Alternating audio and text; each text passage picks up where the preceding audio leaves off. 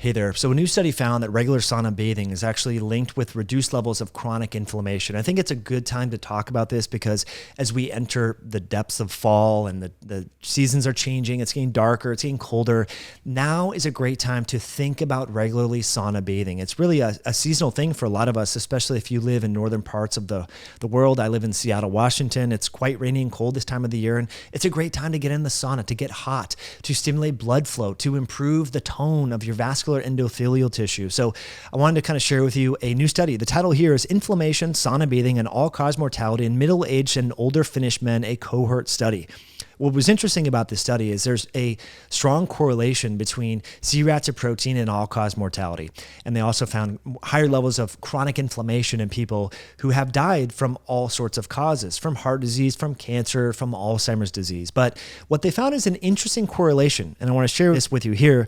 There appears to be an interplay between inflammation, sauna bathing, and all-cause mortality. The current study shows interactive effects of inflammation and sauna bathing on the risk of mortality, and frequent sauna baths appear to offset the increased all-cause mortality risk related to CRP. Okay, so what essentially that means is people who have higher C-reactive proteins, people who might be at higher risk for developing diabetes and heart disease and the complications therein, might be the ones who also benefit most from consistent sauna bathing.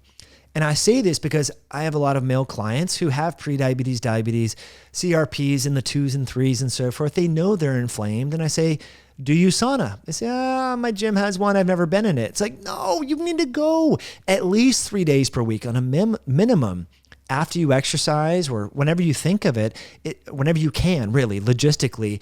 There's a lot of benefits to getting hot on purpose. We've done so many videos on the mechanism of action of sauna therapy and sauna bathing with regards to blood flow, moving stagnant lymph, improving the tone in your endothelial tissue, which is the functional unit of your entire cardiovascular system, and especially the contrast therapy, going hot to cold and back to hot.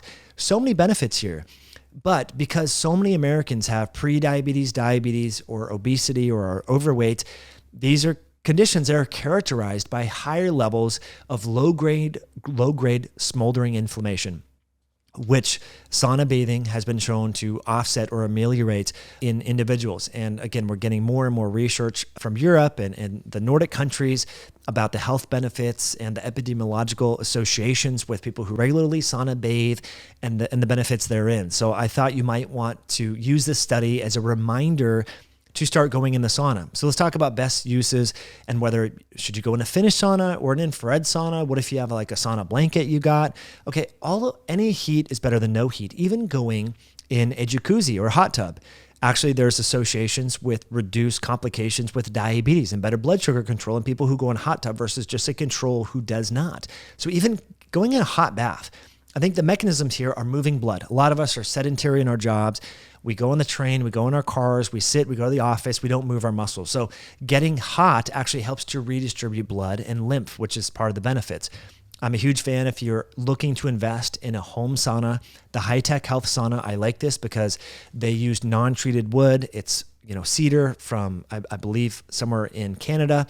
They're made here in the U.S. though, put together and so forth. Low EMF. Really affordable, so you can check them out. High-Tech Health. You can save recommending High Intensity Health or Mike Mutzel. We send a lot of people their way because they make an amazing at-home unit that has the ability to plug in your phone so you can listen to an audiobook or learn a new language or something when you're in there. If you want to learn how to build your own sauna, we did a DIY backyard sauna build. That's what I did. That was sort of my COVID project during the winter. Build backyard sauna using the 8 by 12 sort of structure, like a shed type structure, and converting that into a sauna using the Kuma Lampa stove, which is a phenomenal American made stove by a Finnish family. And this is a wood stove that you get hotter. When it comes to sauna therapy, the benefits are induced by heat. So whatever enables you to get hot, right? If all you can afford is a blanket, that's fine. That's a good starting place. But there's nothing magical about infrared versus a wood stove, right? It's just about the heat. So the hotter that you can get, the more blood flow you're going to distribute from the core to the periphery. And then when you get cold or you cool down, the blood's going to return. And so it's all about the blood flow and the sort of exercise mimetic effect because you're moving blood around without actually exercising. And so you're training your body's circadian clock system.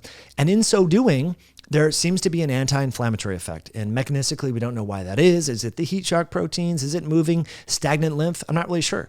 But as this new study found, and how many people were in this study? I think this was 2,500 individuals in this particular study between the ages of 42 and 61. So this is not a small study by any means, but what they did find is there was a protective effect with regards to regular sauna therapy, and especially in those who had high C-reactive protein. So it's just a good reminder. Now, the cool thing about a bigger sauna is it can be a social event, which is how historically sauna therapy has been used over in Russia and Finland and Sweden and so forth. Was, this is something that people do together. Families do this. You do this with your kids, with your siblings, with your parents, with your significant other. So it becomes an activity. And I think that's powerful. And that's, I think, the shortcomings of an infrared sauna is you can't have a sauna party, right? But if you're not into that, if you just want to treat this more like a business transaction, you exercise and you go in the sauna, an infrared sauna is fine. A one-person sauna, a two-person sauna, that's great. But I think it should be a part of your lifestyle. It's been a big part of my lifestyle since 2013. I've benefited immensely from it.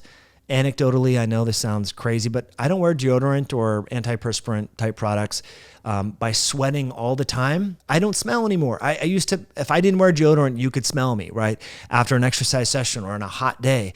And I think getting rid of these chemicals that are in our air, food, water supply, cosmetics, getting rid of these things by way of sweat.